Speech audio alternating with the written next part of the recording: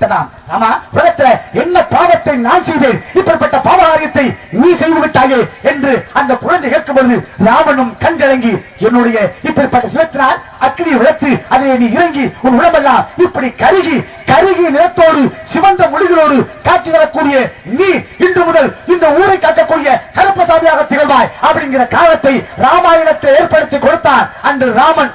அதுதான் ராமாயணத்தில் உருவாக்கப்பட்ட கருப்பசாமி அப்படிங்கிற வரலாறு. இதைத்தான் உலக மக்கள் வழங்கக்கூடிய ஒரு பெருமை. இதுதான் ராமாயணத்தில் உலக மக்கள் போற்றக்கூடிய அளவுக்கு தெய்வம் உருவாகக்கூடிய ஒரு காரணம். சரியான இடைக்கு இடவச்ச மாதிரி எதை கேட்டாலும் பட்டு மறந்துகிட்டே இருக்க. சரி, அடுத்து ஏதாவது ஒரு படிக்காத நீ யோசனை பண்ணி வை. வில்ல ஏன் ஒழிச்சா அதுவாக ஒத்து போயிருவோம் ரெண்டு பேரும். ஏதோ பாடம் ஆட்டம் பாடிட்டு ராமனே அவர் சும்மாவே ஆதி வரீங்க, திருநீரை போட்டு விடுங்க. சும்மா வேண்டாம், நான் கேட்ட நான் பதிலா சொல்லிவிடுவேன். சொல்லிட்டு ஏதோ திரும்ப ஒரு ஆப்பு வச்சு அவங்க புடுங்க பிடிக்காது. நல்லா தெரிஞ்சுக்கிறோம். அதை அதோட விடிகாடிங்க என்ன ரொம்ப நீ எந்த இடத்துல ஆறு சாஸ்திரம் 18 புராணம் 32 தர்மம் 28 ஆகமம் 67 கைகள் 96 தத்துவம் எங்க வர்றவா?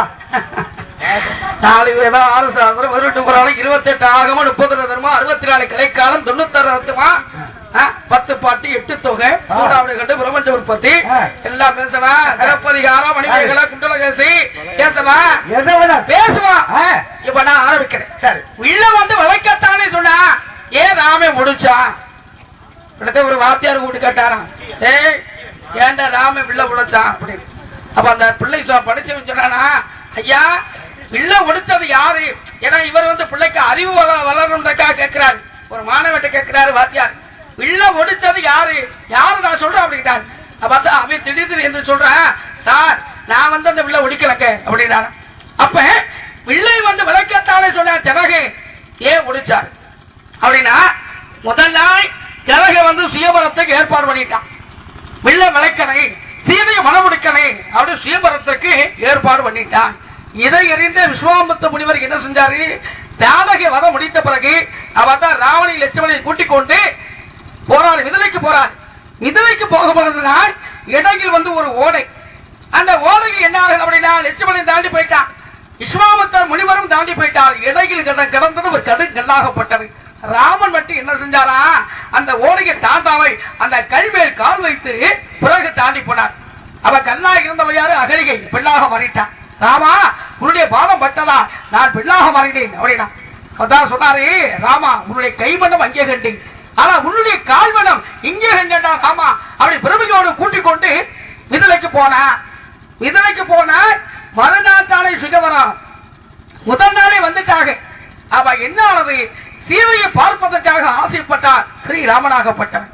சீதை எங்க இருக்கிறார் அப்படின்னா, சீதையாகப்பட்டவன் நீராடி கொண்டிருக்கின்றார். அப்படி கேள்விப்பட்டு என்ன செய்தாரு, சீதைக்கு பாதுகாப்பா ராமன் போய் அமர்ந்திருக்கிறார். அப்ப அமர்ந்திருந்த பிறகு இதே சீதையை ஏற்கனவே ஒருத்தி விரும்பினான். அவன் தான் சகேந்திரன் அப்படி சொல்லக்கூடியது. இந்திரனுடைய மகனாகப்பட்டவன் சகேந்திரன். இந்த சகேந்திரன் என்ன செய்தான், இதே சீதை நீராடுகின்றாலே இவளை எப்படியாவது அவளுடைய உடலுடைய எங்கேயாவது ஒரு அங்கத்தை தொட்டுவிடது அப்படின்ட்டு காக்கையாக மாறினான். காக்கையாக மாறி சீதையோடைய கொங்கையை வந்து வரணித்து போகின்றான். அவன் இந்த கொங்கையில் இருந்து ரத்தமாக புரிதமாகப்பட்ட ரத்தம் அடிந்ததா. இதை பார்த்தார் ராமன். அறியாத பருவா இந்த சிறிய வயதில் இருக்கக்கூடிய இந்த சீதையாகப்பட்டவளை வருகி போகக்கூடியவன் யாரு? அவதான் பார்த்தான், இவன் இந்திரனுடைய வகை தேவலோகத்தை சார்ந்தவன், இவனை சும்மா விடக்கூடாது அப்படின்ட்டு ஒரு தெற்பை புடுங்கி அதை மந்திர சொல்லி எய்து விட அது பாலமாக மாறியது. அவதான் சகந்தேன் ஓடிப்போய் ஒடுகிறான், அரண்மனைக்குள்ள ஓடிப்போய் ஒடுகிறான். ஒளிந்தாலும் அவனை விடாமல் தோட்டி கொண்டு வந்து ராமனுடைய காலடியில் வந்து விழுந்தான். ஐயா ராமா என்னை மன்னிச்சுக்க, இனிமே எந்த ஒரு பெண்ணையும் நான் ஏறெடுத்து பார்க்கவே மாட்டேன் அப்படின்னா. நீ பார்க்க கூடாது, உனக்கு கண்ணு இருந்தா தான் நீ பார்ப்பேன் அப்படின்ட்டு ஒரு கண்ணை பிடிக்க எடுத்தான். அப்ப ஒரு கண்ணை பிடிக்க எடுத்த பிறகு மறாத கண்ணை பிடிக்க போகும்போது சீதை சொன்னா, வேண்டாம் எப்படின்னா இன்றைக்கு ஒரு மனிதனை செய்த தவறை உணர்ந்து விட்டாலும் அன்னைக்கு மனுஷன் ஆயிட்டாங்க, அதனால் நாளைக்கு நமக்கு சுயவரம் கல்யாணம் ஆக போகுது, இன்றைக்கு இவனை தப்பிக்க வேண்டிய சொல்லப்படுது. அவன் தான் சகந்தனை அணுகிறான். ராமா ஒரு கண்ணை பிடிக்கிட்டேன், இந்த ஊழ கண்ணை வைத்துக் கொண்டு நான் என்ன செய்வது அப்படின்னா, ஆனா இவரை அறியாமலேயே ராமன் என்ன செஞ்சிட்டாரு, தவறான ஒரு வரத்தை கொடுத்துட்டார். சகந்தனா, நீ எதை பார்த்தாலே அது நீ பார்க்கும் பொழுது அது உனக்கு வளைந்து உனக்கு அப்படின்ற தன்மையை அந்த சகந்தனன் அப்படின்னு சொல்லக்கூடியவனுக்கு ராமனாகப்பட்டவன் அந்த வரத்தை கொடுக்கின்றான். வரம் கொடுத்த பிறகு அப்பத்தான் சகந்தனை பார்த்தா, வாடா ஆளைக்கிட்டாலும் சுயமரம், ஏன்னா வில்லை வளைக்க சொன்னார்கள்.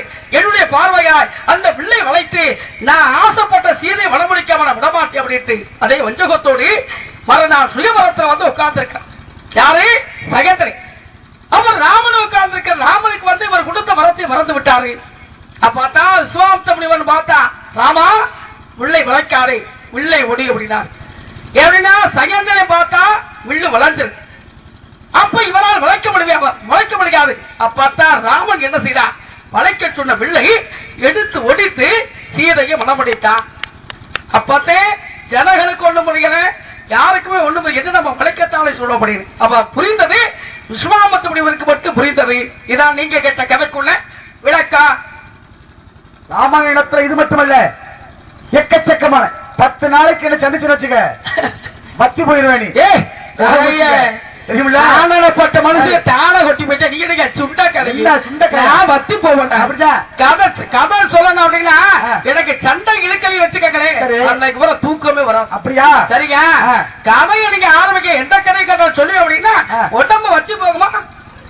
நீங்க பெரிய மம்மா கொட்டுக்கிறீங்க, பெரிய மம்மா கொடுக்குதா. நீங்க கதை ஆரம்பிக்க பேசிக்கிறேன். நீங்க ஆரம்பிக்க. எப்படி ஆரம்பிப்பா? பாடுவோமா இல்ல பேசுவோமா? முத கதைக்கு வாங்க. என்ன வரேன்? கதைக்கு வர்றேன்.